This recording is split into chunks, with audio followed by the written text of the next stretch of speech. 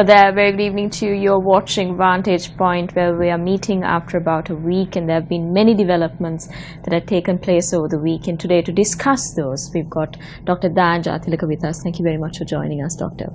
Good evening, Stephanie. Well, a week has passed by, and that week was a quite sad week for Sri Lanka itself, especially given the Meethotamula garbage dump collapse. Over 30 people died because of the calamity, and over 60 are unaccounted for. Who is really responsible for this?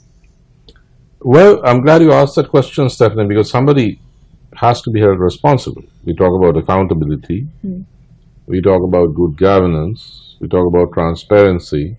Now, who is responsible for what I call the Meethotamula massacre? Because it wasn't a natural disaster. It's not a storm, it's not a hurricane, it's not an earthquake, it's not a tsunami. A few months ago, or a few weeks ago, Cardinal Malcolm Ranjith himself warned about this situation. Nobody cared. So, the question of accountability has to be faced squarely. Now, I don't want to speculate, but what I can do is to share what I have read, not in the social media, because there's a lot of speculation in the social media, but in the mainstream press. And I refer to an article or report in the Daily Financial Times, the Daily FT, which is a respected corporate sector newspaper. And this article carried graphs and photocopies and all sorts of things. And what it told me was this, that while the Meethotamula garbage mountain had been growing for years, if not decades, there was actually a plan to remove it, which was included in the form of a cabinet paper and presented to cabinet in August 2014. Now, the newspaper carries a photocopy of the cabinet paper, so I know that that's true. And that the World Bank had passed the monies for this. It had been budgeted for in the budget for the year 2015. It was modeled on a garbage dumping procedure in South Korea, and delegations, mind you, delegations from Meethotamula and Putlam, where the end destination of the garbage was supposed to be, were taken to South Korea to see how it works. So, Stephanie, it was being done. I mean, it was about to be done. Now, it's very simple for any television station to check with these people. Did you really go to South Korea? Was there a cabinet paper? Was it in the budget? And if so, if that's true, and I have no reason to doubt it because I've seen it now in this newspaper, then the question is, who stopped it and why? Now, it seems, I'm not very good at technical details, but what it seems is that the plan was a UDA plan. And it was by Gotabaya Rajapaksa, who was in charge of the UDA at that time, who was Secretary of Defense. The plan, as contained in the cabinet paper of August 2014, was that every day a train would take the garbage from Meethotamula to this identified place in Putlam, Aravala or someplace. Evidently, the Meethotamula garbage could not be tackled in the usual way because it's wet garbage. You can't dispose of it in the way you do dry garbage. So, there was this place that they had identified in Aravala Putlam, where this garbage would be taken by train every day and dumped under sanitary conditions. And 1 billion rupees had been voted for it in the budget, and the monies had come from the World Bank. Now, all of this can be checked. If it's true, If the World Bank had voted the monies, and if it's contained in the budget for 2015, the question is not not the usual. What happened to the money? Yeah, it's not the usual question. Why did you change the government? Because governments change. People vote governments out. That's not the point. The point is, why was this same scheme not implemented by the new one? So was this happening all along? Were the garbage being transported all along during the previous administration? If so, why didn't they take measures to clear it up completely? No, because this is the garbage of the Colombo Municipal Council. And there's politics here, party politics. The Colombo Municipal Council has been under the United National Party since I don't know, long before you were born. Probably from the 1960s. So this is a UNP-dominated council and a very important one, the most important municipal council, the most influential municipal council in the country. So nobody touched it. And Meethorammulla kept growing. I've also gathered that earlier the CMC, the Colombo Municipal Council, used to dump the garbage in Blumenthal, in the Grand Pass area. But the citizens objected and they went to Mr. Vasudevananakar and got him to file a case. So he filed a case and the courts held with him, and the people of Grand Pass were saved from having the garbage dumped there. That's when the CMC decided that they would use their this Meethorammulla dump, which they owned evidently, to ferry all the stuff and dump it in Meethorammulla. Now there were protests and so on, and this was becoming an issue, which is why the UDA intervened. The UDA intervened because Gotabaya Rajapaksa was handling Colombo, and then he came across this issue of the garbage, and the garbage was going to Meethorammulla. So he drew up this plan, sent a team to study, whatever, found that South Korea the best practice. But it was the previous administration that decided to dump the garbage. No, the CMC dumped it. The CMC so during dumped the previous administration? Yeah, but it was the Colombo Municipal Council. It's up to the municipality. The municipality dumped it. The previous administration decided to shunt it to Putlam, which is why they presented a cabinet paper which never in August 2014, which was approved, and the money was voted and it was put into the budget. So there was money. The World Bank was on board. This was a World Bank supported project for the disposal by rail of the Meethorammulla garbage. There's also another question, Doctor. Where did the money go? What did they use it for? What did the billion? 1 billion rupees. What happened to the monies voted in the 2015 budget? Who decided that the money would be taken from that project of the railway, where there would be a daily shuttle, and use it for what purpose? Well, with that question, let's head into a short commercial break. But when we come back, we'll have more on the garbage dump that collapsed.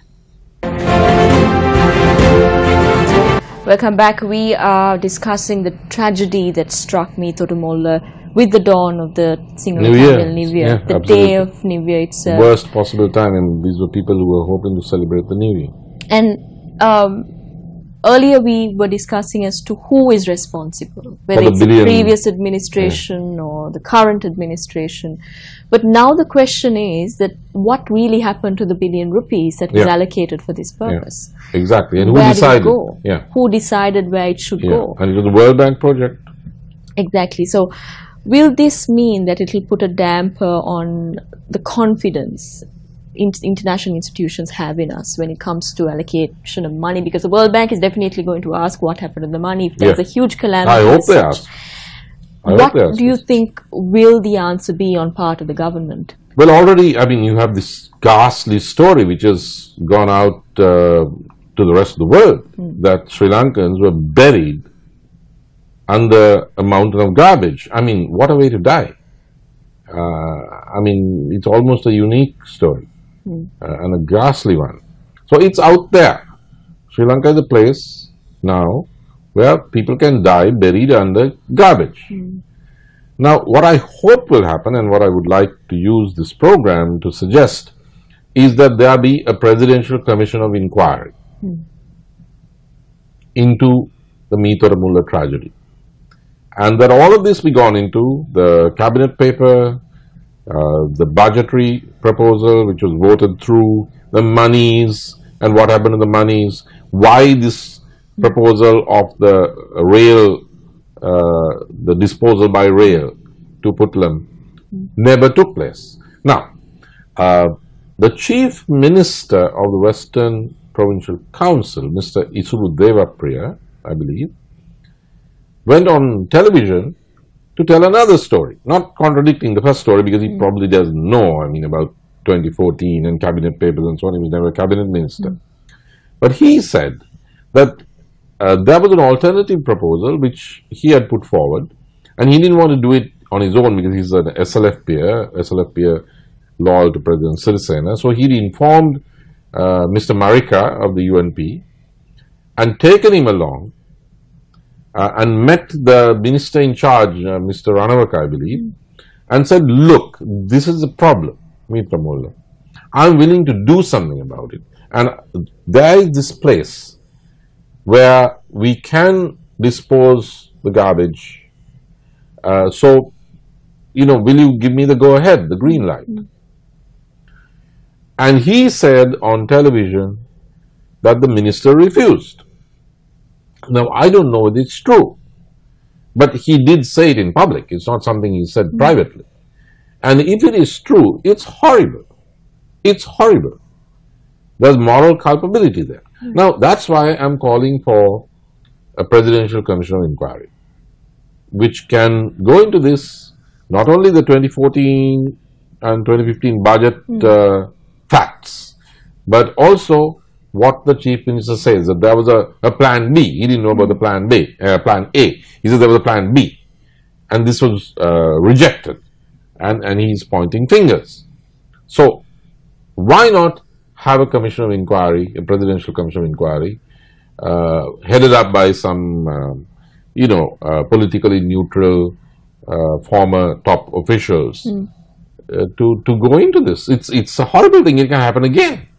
And the other alarming factor, Doctor, here is usually in an aftermath of a disaster or a calamity or a man-made disaster, you have the question of compensation and what sort of compensation will the government pay. And what really caught the attention this time around was that the government had agreed to pay just 100,000 rupees for one life. How can you estimate a compensation for lives? And why wouldn't there be any other measure that could be taken by the government itself to give a lifelong compensation for the relatives and loved ones? How can you really measure what sort of compensation you can give, and what's really the yardstick for it? Well, especially when you had a central bank bond scam and somebody is made off with a huge amount of money, and then you're offering a pittance to these people who, for no fault of their own, have lost their loved ones, who are buried in the garbage and died. I mean, that memory, can you believe it, Stephanie? I mean, suffocated under a mountain of rotting garbage. In Hamlet, it starts off with something was rotten in the state of Denmark. Well, it's not in the state of Denmark. Something is obviously rotten in the state of Sri Lanka, that you can die with the mountain of rotting garbage collapsing on you and collapsing on your houses. Now, I've also read somewhere that the canals are not dredged. That's another problem.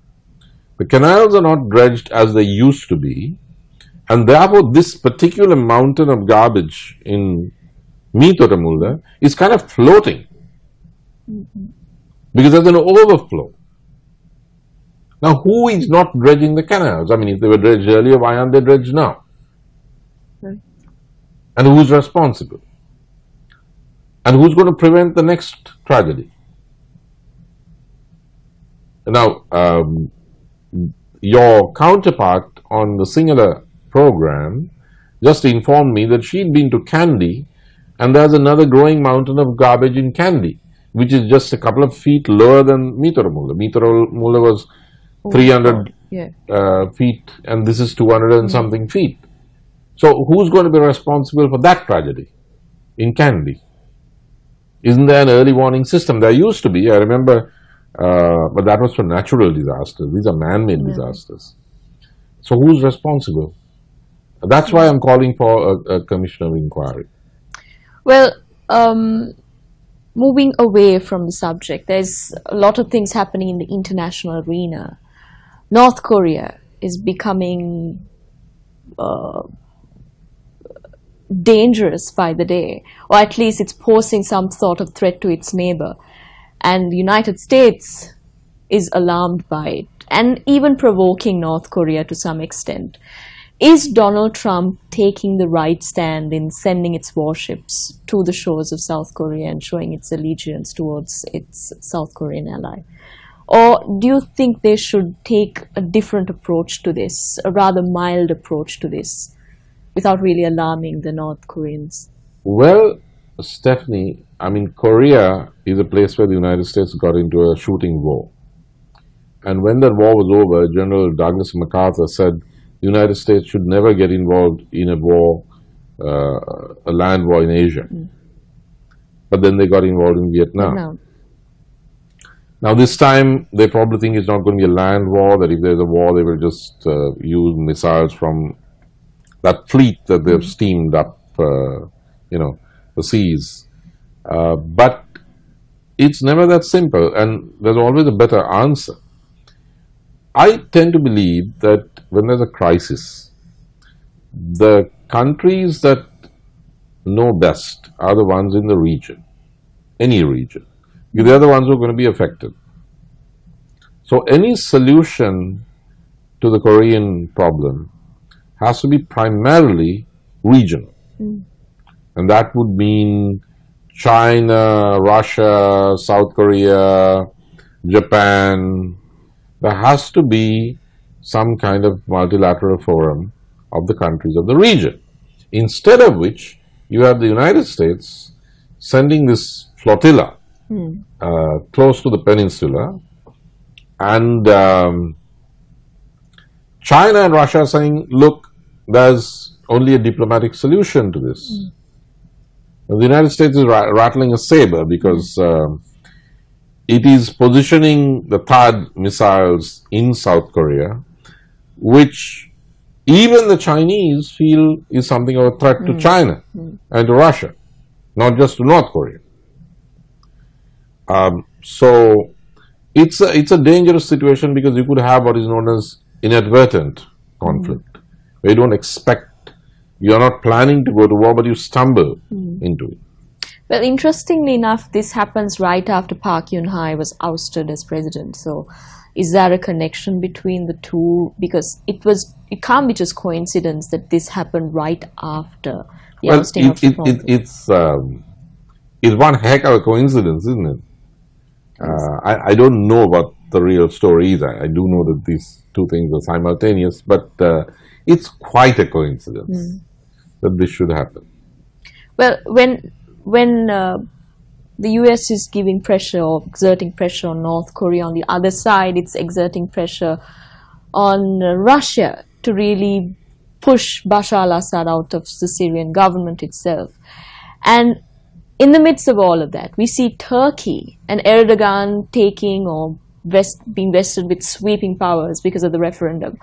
So there's a heavy presence of the United States and really pressuring all the other countries with its iron grip. We'll definitely talk about that after this short commercial break. When we come back, we'll have more on world affairs. Stay tuned. Welcome back. You're watching Vantage Point. Well, we saw Mike Pence visiting South Korea, and on this end, Rex Tillerson visiting Russia, and Russia and US having talks of how exactly they can counter the Syrian war and Bashar al-Assad. And in the midst of all of that, Turkish President Erdogan has been given sweeping powers through the referendum, which will also impact the Syrian war itself. What are your thoughts on that? Well, Moscow is very interesting because you had Tillerson going there to meet Lavrov. Nobody was sure whether Putin would meet him, but in the event he did. And then you had the Tillerson-Lavrov press conference, which I watched from beginning to end on television, live. The Russians didn't blink. I'm not saying the Americans blinked, but the Russians certainly didn't blink. And Lavrov took pains to give Tillerson a bit of a lecture with the press there. And the lecture started with Milosevic and former Yugoslavia. So the point was, look, you guys have done this regime change thing before. Former Yugoslavia, Iraq, Libya, and it's not worked out well. And we are not going to allow you to, I mean, we are not going along with that. We don't buy your line. We think that all of us, including the United States, should get together and fight terrorism. So it's a very interesting thing, Stephanie, because these are two divergent strategic conceptions of the world. One conception is that the main enemy is terrorism, and that all states, whatever their political complexion, should get together or understand each other, help each other, or get off each other's backs when they're fighting terrorism. So it's a coalition of states. And when you say states versus terrorists, you also mean that every state has to respect the sovereignty of the other state. So they are saying, look, Assad is a leader of a legitimate state. And that state is fighting Al-Nusra, which is Al-Qaeda, and the ISIS.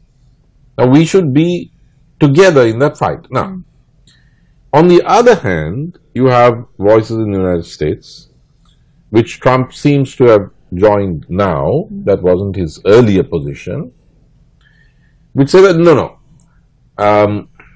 Well, we don't agree that all states should get together and fight terrorism. It all depends on the state involved.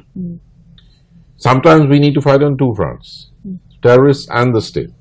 Sometimes we fight only against the state because the state is more of an enemy of ours than the terrorists, or the state creates the terrorists by the way it behaves. Now, that was the view of Hillary Clinton. It was not the view of Trump. But Trump seems to have been won over to that position, or he seems to think that his domestic political survival depends on shifting to that position because it's held by some very powerful institutional players. Now, those in the Trump camp who did not agree,